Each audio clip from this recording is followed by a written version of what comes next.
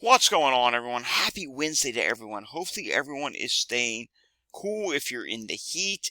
And if you're not in the heat, hopefully, you're getting out and maybe enjoying some nice weather today. We are watching a few weather systems. First off, we do have some shower and thunderstorm activity over Florida. Then we have another more pronounced area of showers and thunderstorms from a short wave that is ongoing over the Great Lakes. This system is making its way eastward. We thought it would be a bigger severe weather threat in Michigan today, and it kind of was, but the enhanced risk that the Storm Prediction Center had has now been dropped. It's been downgraded to a slight risk. We also do have a few thunderstorm threats out in Colorado today that we have to take a look at as well. Heat advisories. You can see it. It's going in much of the country, even along the I-95 corridor from North Carolina all the way even up into Maine. And yes, there's also a flash flood threat up in Maine as well. We have excessive heat warnings out on the West Coast. Yes, that continues. El Paso. Yep, another day above 100 to 110 degrees. Yeah, it's not ending. It's just keeps on going. You can see here, the Four Corners region, we do have showers and thunderstorms today. We have this ongoing convective system that's over the Great Lakes right now. That could remain severe for a little while yet, so places like Buffalo, New York, keep an eye to the sky this evening. Behind us, we have another cluster of storms forming now in Michigan, and that's going to impact portions of northern Indiana and northern Ohio, so that's something to be mindful of this evening. And taking a look, let's do a zoom down with Florida. You can see summertime shower and thunderstorm activity, and maybe even some heavy rainfall in some areas, as you can see here. Look just off the coast. Look east of Cape Canaveral and Miami. You can see this area. There's a pretty impressive area of thunderstorms that's ongoing, and even plain old rain, like the Bahamas, that's going to spread west over into portions of Florida tonight. All right, let's take a look at air quality values. We do have some air quality concerns. They have cleared in the northern plains, but now they have shifted more east with that wildfire smoke. The northeast, the air quality is going downhill. Plus, you have the extreme heat, which is ongoing. Here in northeast Philadelphia, I hit up to 91 degrees today, or at least that's the highest I saw. Didn't actually go into the data to check, but I did see 91 here. Plus, the humidity, it's in the mid to upper 60s. And the dew points, that is, the dew points in the mid to upper 60s. Down in the south, the dew points are in the mid 70s, and those dew points are actually going to trend higher tomorrow, like D.C., Baltimore, Philadelphia, New York. Dew points will go into the low to mid 70s, and perhaps Saturday, ahead of a cold front, mid to upper 70 dew points. That's about as humid as you can get outside, so it's going to be very, very hot and humid. Let's take a look here at the Storm Prediction Center, and you can see it's been downgraded to a slight risk this evening. There have been some storm reports, but the biggest threat with that first initial system has pushed through, and there's general thunderstorm probabilities right on up to about central Pennsylvania. I think it's possible we could see this system going for a little while longer. Let's take a look at radar real quickly. We'll take a look at Cleveland radar, and you can see here there is a pretty impressive system that is pushing across the Great Lakes. Again, like I said earlier, I think Buffalo, you're going to need to pay attention to this. This means business. You could have some damaging wind gusts with this line before it does eventually weaken. All right, taking a look at tomorrow. There is tornado probabilities up for portions of the Northeast. This includes Boston and Portland, Maine, and places like New Hampshire. There's also wind probabilities that go all the way down into Virginia, and hail probabilities as well, small hail probabilities. So there is a general slight risk. We'll have to see if this gets upgraded to an enhanced risk. If anywhere, that would happen in southern New England. There's a marginal risk in the plains for tomorrow through to the Great Lakes. And then day 3, which is Friday, there is a slight risk which is ongoing for places like Chicago, portions of Iowa, southern Minnesota, and portions of southern Wisconsin. Now, we have nothing to say for the day 4 to 8 time frame, but there is going to be a severe weather threat in the mid-Atlantic region on Saturday as a cold front comes through. I'll show you that in just a moment. Taking a look here at the Weather Prediction Center for flash flooding potential. There is a slight risk across portions of the Great Lakes today. And as we go into day 2, there's a slight risk up into New England, but quite frankly, I think this will probably get expanded down into Pennsylvania, because I think any thunderstorms that form tomorrow, there's the potential for training again. We just saw an episode of Training the other day near Downingtown, Pennsylvania. Yesterday, there was over 5 inches of rainfall that fell in one location, and that's from Training. Models don't pick it up all that well, so when training does occur, you can get a high amount of rainfall in a very short period of time. So we'll have to watch for that with any training. And again, there's also a severe weather threat with this as well. A large marginal risk of excessive rainfall for the Great Lakes and the western portions of the Northeast on Friday. And then you come down here to New Mexico, Arizona, and portions of Colorado. Marginal risk on Friday as well. And also, again, a marginal risk for Florida. Taking a look at the tropics real quickly. Not much to talk about. Up to 30% chance of development with this wave now.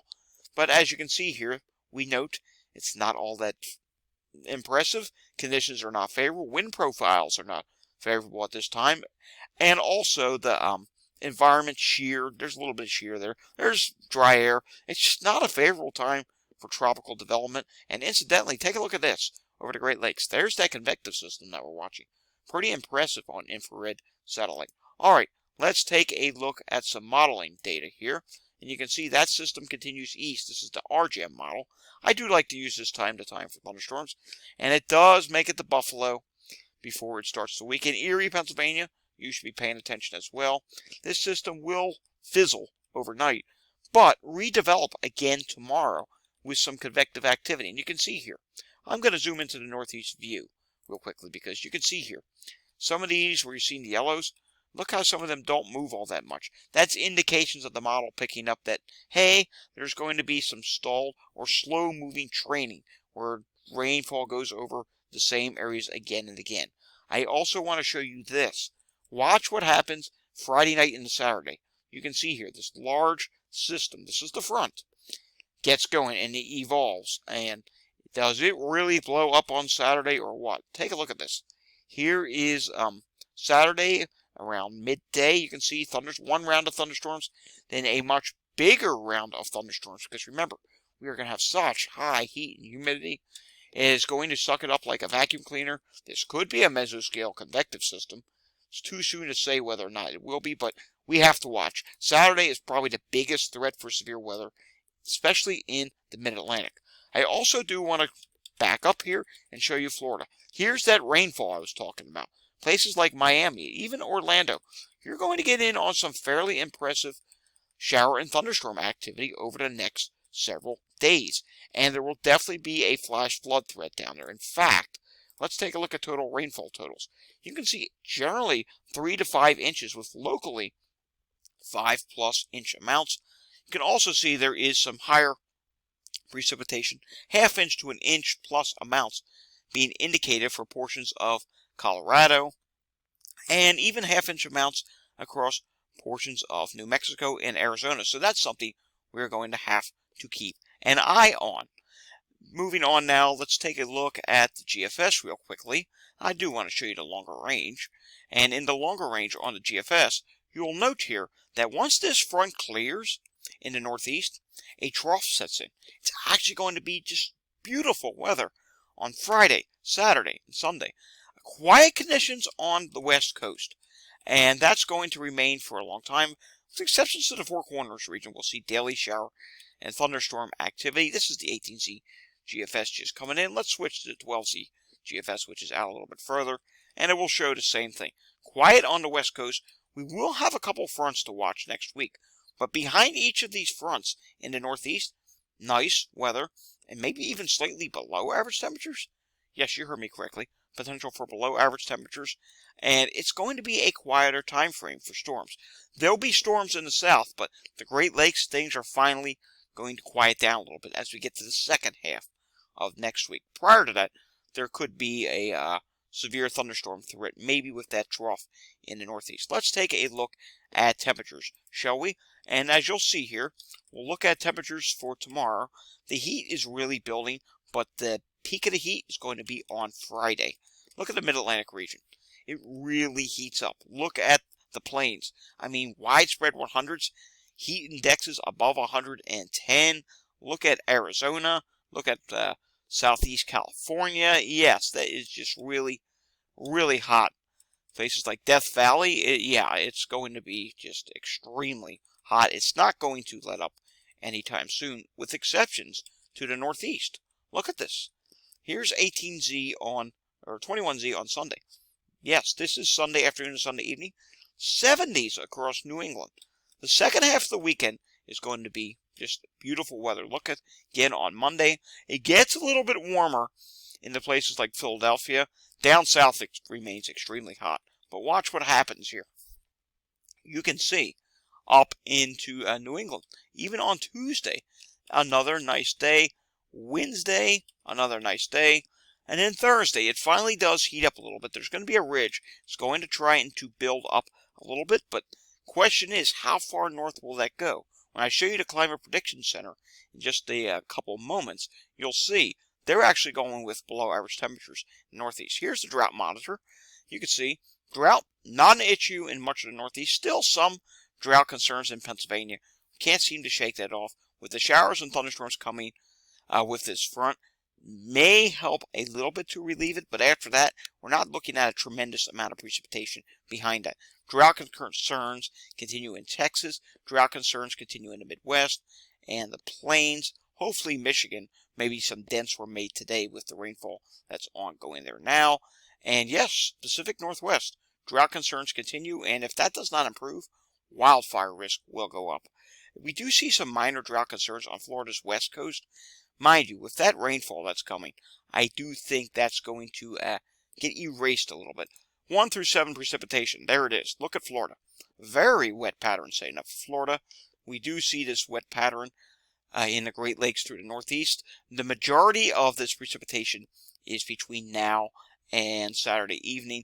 After that, as we get into like midday Sunday, that's when the nice weather sets in.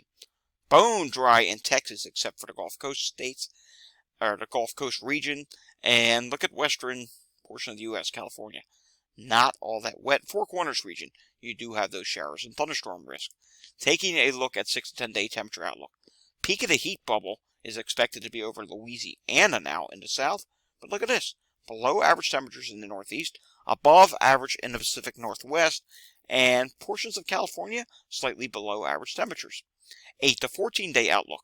Below average temperatures in the Northeast, well above average in the south, slightly above average in the Northwest, and a little bit of below average temperatures in between.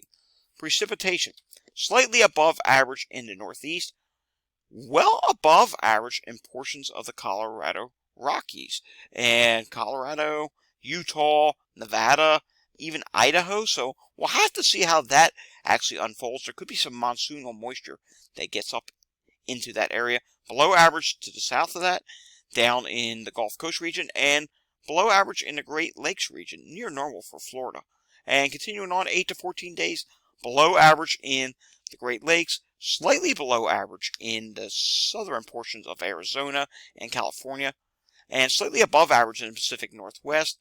And along the East Coast, I'm not terribly convinced that it's going to be all that wet, but we'll have to watch what happens. One shower or thunderstorm event, one short wave coming through, that could change anything because, as you know, these training clusters, they can set up and they can really dump a lot of rainfall in a short period of time. Alrighty, folks, that does it for today's weather update and climate update.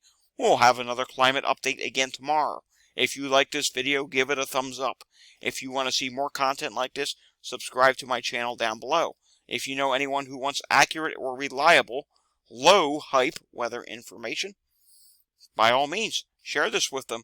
I'll see you all again next time. Have a great afternoon and stay cool, everyone.